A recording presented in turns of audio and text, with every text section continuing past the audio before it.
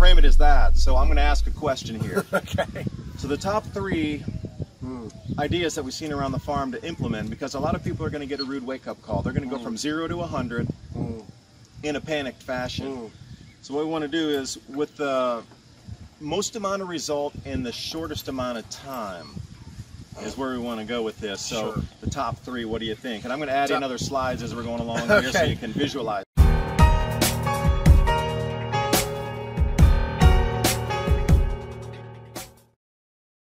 And good afternoon, everyone. Welcome to the E.S.T 2030 channel once again. Going to try to give you some value here in about 5 minutes or under over here at POLYFACE Farms today. What do we have? Range boss.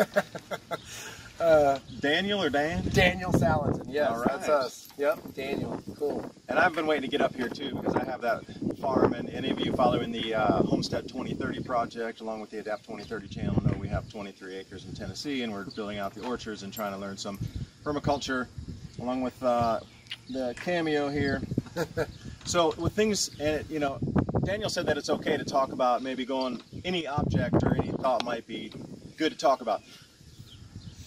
Things at the end of the year are going to come unwound with food pricing and the economy. So far we know that the Chicago Board of Exchange is not going to be able to deliver all the corn that people have pledged on contract. They already know that right now. So the markets are going to be in turmoil, food pricing's going up, and we're looking at a 35% decline in global wheat production and 35% global corn production this year because of the fertilizer shortages and herbicide shortages, supply chains, rail capacity, barge traffic, nothing's working. So we're going to frame it as that. So I'm going to ask a question here. Okay. So the top three ideas that we've seen around the farm to implement, because a lot of people are going to get a rude wake-up call. They're going to go from 0 to 100 in a panicked fashion. So what we want to do is, with the most amount of result in the shortest amount of time, is where we want to go with this. So the top three, what do you think? And I'm going to add in other slides as we're going along here so you can visualize it. So when we talked about it earlier, and I've thought about it a little longer. I think from an animal perspective, you know, if you're willing to do processing, meat birds are by far and away. It's an 8-week turnaround. You get chicks, you have meat. That's a great turnaround. However, it requires processing. A lot of people are either not set up for it, not comfortable with it. So certainly egg layers are by far and away number one. That's the easy one. You don't have to process. You get the eggs. They're good. They use your scraps. I mean, because you know, you talk about complete shutdown, or complete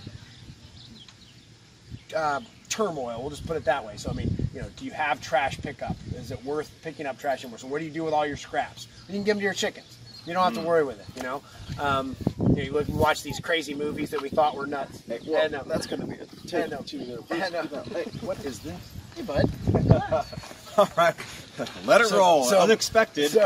So my thing is, you know, you watch these crazy where trash is piling up and it's just a mess. Well, there are lots of things that we can do to keep that from happening, right? And a lot of those things, one of those things is to feed your scraps to the chickens.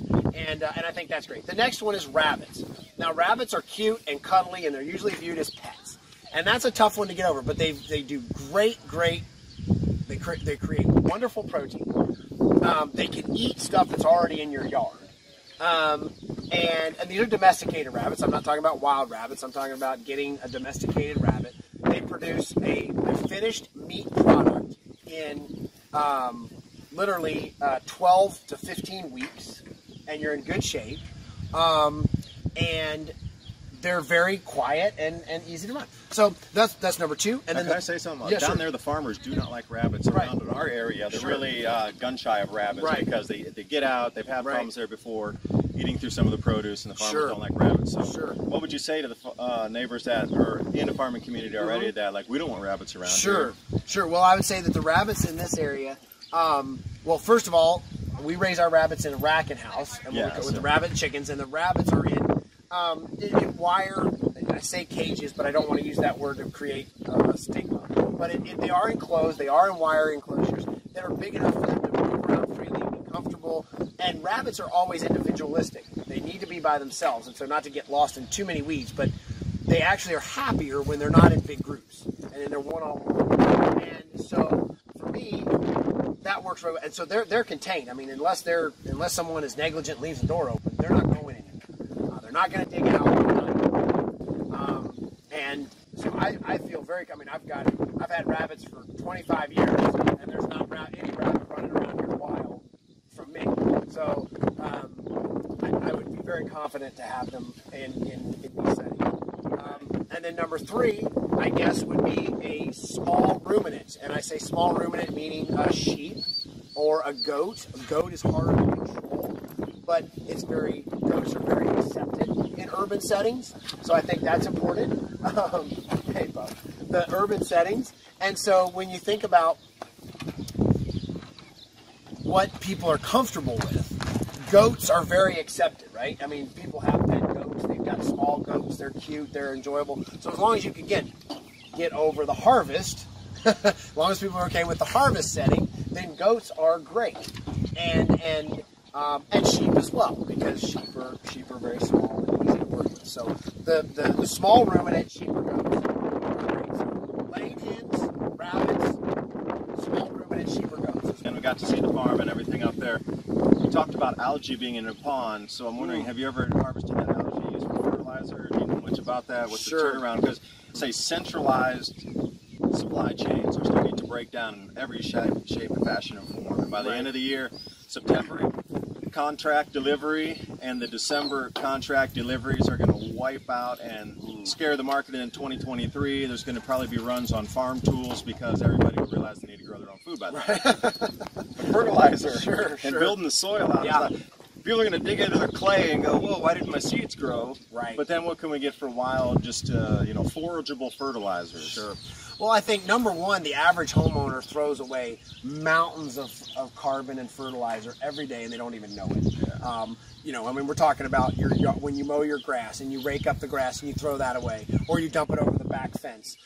In the fall, you rake up your leaves and you throw those away. All of your kitchen, I mean, anything that came off of a plate that you decide not to eat for whatever reason should never go anywhere but back onto your soil. Whether you build a compost pile and feed that back out, or whether you put it directly into something. I mean, again, like the Native Americans, they plant the fish with the corn. It can easily be a chicken wing or or a leftover bit of rice or something that you're not able to eat. So that's a key thing. The next piece that people throw away is certainly cardboard and paper. So anything that's biodegradable like that, cardboard, paper, packaging. I mean, the average American is receiving massive amounts of Amazon boxes, right? And all of those can go and be broken down into to nutrients. And so, and everything from, again, whether you're able to continue to get packaging of all that, I'm not going to answer that. However, whether you had some left over or whether you're still getting some, those are great sources of nutrients. So I think for me, the yard clippings, the yard waste, the leaves, all of those things are a great place to start. The table scraps, and just holding on to that. Again, if you put a cardboard box out in the rain, it just starts to melt and disappear. And that's great. And it begins to have ants and nutrients, and you look up, you move it, and it's got worms under it. That's great, and that happens. So I think another source of getting nutrients is your locale, your municipal stuff. So they're harvesting, they're clearing the power lines and chipping that, and there's chips. They're harvesting leaves from people who are not watching this channel. And so harvesting that, and then if you have animals where you can leverage their manure through those carbon bases and then put that on your soil, that just multiplies the value of it. So that's what I would start when you're talking about needing nutrients and fertilizer. Yeah, and the last thing, we have a wider landscape on the food front of things, like a realistic timeline when people are going to really need to grow their own food. Like a no BS assessment of, my personal timeline is no later than the end of the year, the world's going to wake up to the plight we're in about food production, and they're going to be all moved to action at the same time out of fear versus going into it like wanting to embrace the lifestyle. That's my timeline, 6 months or less. I mean, I would put you on the spot because you said you could talk about anything, so I don't know. The way I would answer that question is, I don't like giving timelines because I think they always change.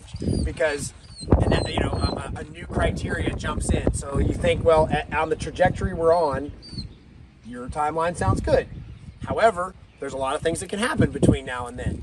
Everything from wars to policies to food buying. I mean, again, if everybody who was complaining about gas prices suddenly decide, you know what, I worked from home 2 years ago, I'm going to work from home now, and stop driving. If we dropped our fuel usage by 25-30%, suddenly that changes things.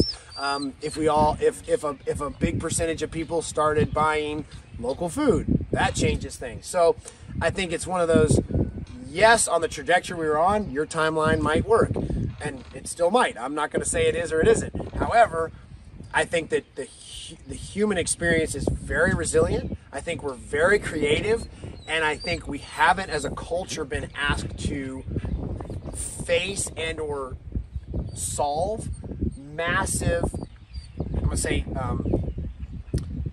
human problems and not crises necessarily, but overarching problems, like we bonded together in some of the old style stuff, whether it's, you know, can drives for World War II or paper drives for World War II. You know, everybody did that because that was something that meant something right then. And like I say, the victory gardens of back then, because it mattered right then. I don't think we've been faced with those for a long time, and I think it's going to be interesting to see our culture adapt. I believe that people can step up to the plate. It's going to be a little bit of pain for people, a little bit, like I said, a major wake-up call. But I think that there's teachers out there like yourself, like us. We want to help people. We want them to get through this. And I think that if people are willing to put in the work and listen, that we're not going to have...